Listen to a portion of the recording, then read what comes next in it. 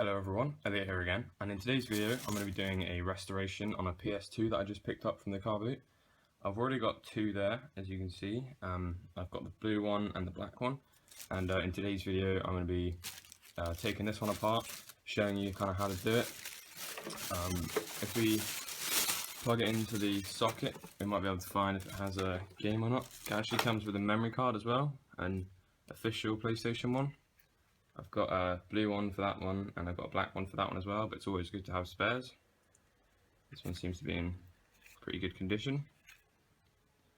Doesn't have any writing on the thing, which is quite good as well. It's come with two controllers, as you can see. That one's a little bit kind of disgusting, but these are always fun to take apart.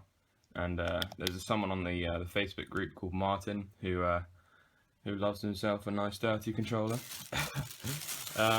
We've also got another one here as well, which is pretty disgusting as well. And then we've got the power cable. It also came with the TV cable as well, which is good. The top seems to be in really nice condition, apart from that there. Ah, so there is a game in there. Oh, very nice. Very nice indeed. Not exactly the nicest game in the world, but still a very nice game to have there. Little freebie as well. So I paid £8.50 for the whole thing, including the memory card, the PS2, the controllers and the TV cable. What we're going to do is go ahead and take the whole thing apart and clean it up. So I don't know if you'll see there, but the fan in there is quite dirty.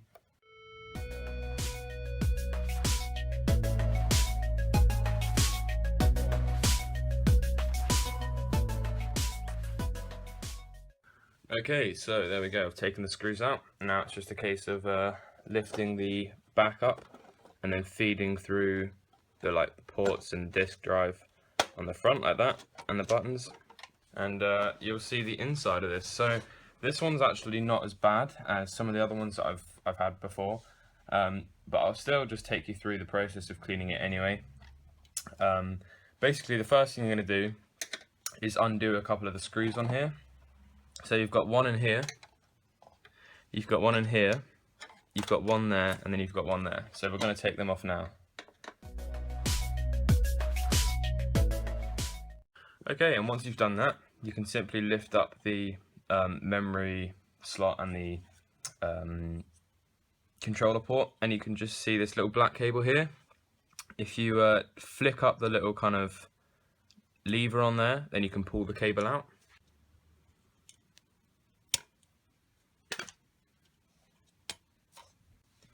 And once you've done that, you'll see this relatively dirty piece here. Set that to the side for the minute. You should actually be able to lift up the whole console out of the plastic like that. And then you are left with this, which is obviously quite disgusting. So what we're going to do is set these two pieces aside for now, and we'll clean them up at the end. Take a slightly smaller Phillips screwdriver. There's two at the front of the disc bay. There's one just here.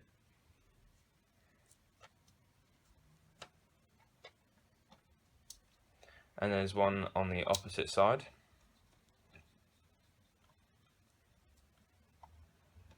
Okay, so these are completely different to the other screws that you had before, so just isolate them. And then you can lift up this top piece here. It's actually clipped on around the sides, so you just might have to do a little bit of wiggling. Okay, and now once you've got that off, if you flip that up, that might be quite dirty. Mine seems to be alright. Obviously the people who had this before me didn't play it much. And now what you can just do is take like a microfiber cloth or something. You can pick these up really, really cheap at like Pound World. You can probably get them at the dollar store if you're American. And just dust off all the inside. Now make sure you're using a nice clean part of the microfiber cloth, and just dust the laser off a little bit, just gently tapping the top of it. Don't be too abusive with it, and that should be okay. You'll also might be able to see on the grease on the rails that there is some hairs or whatnot. Just kind of pull them off. Should be okay. Pop it on the top again like that. put your 2 screws back in.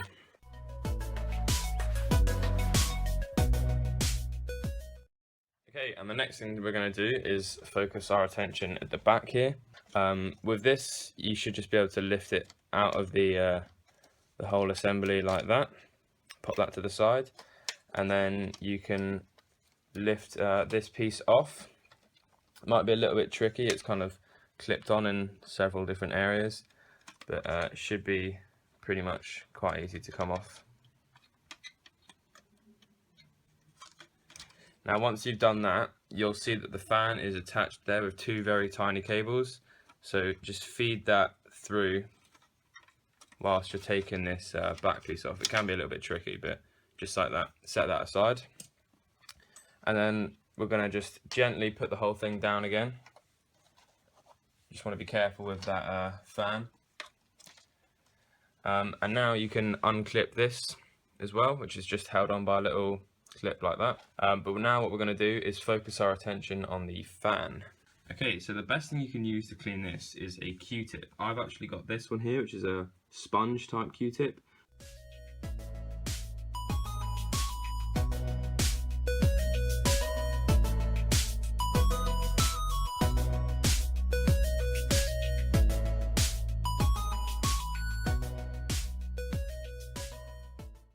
Okay, so once you've cleaned that, you can take your other bits like your power supply piece here.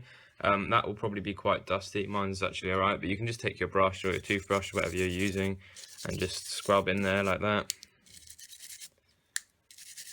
So getting it just the dust off it. The reason why you want to get the dust off it is because the longer the dust is on there, the more it's going to blow around and it'll get into the crevices and kind of cause you problems in the future. You can also take off this piece here, which is your power supply, or the power unit, whatever.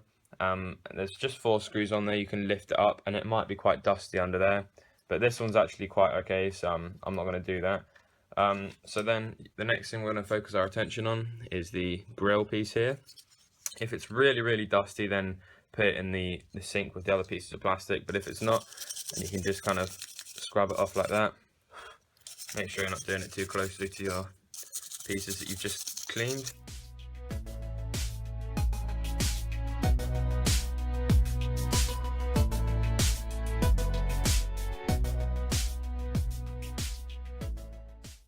Just like that, it's back on again, except this time it's nice and clean. As you can see, the Q-tip's pretty rough.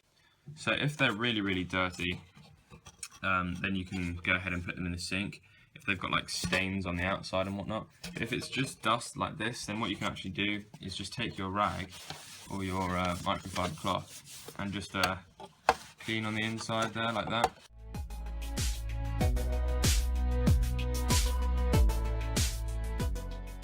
Okay, so that's the bottom piece there, nice and clean, and do the same to the top.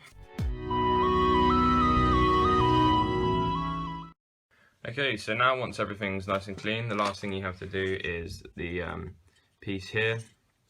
All you have to do is just take a brush and just scrub all the pieces down.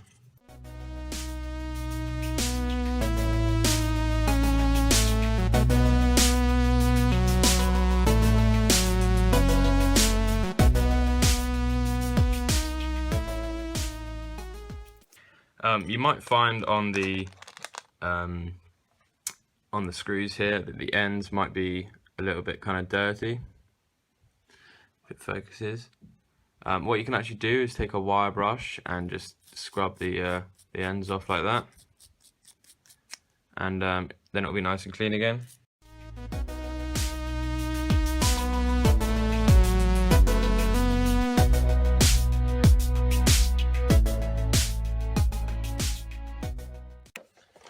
Okay, so everything's put back together now. The last thing we're going to do is take some Mr. Sheen, spray it on the top, and this will just kind of shine the plastic up a bit.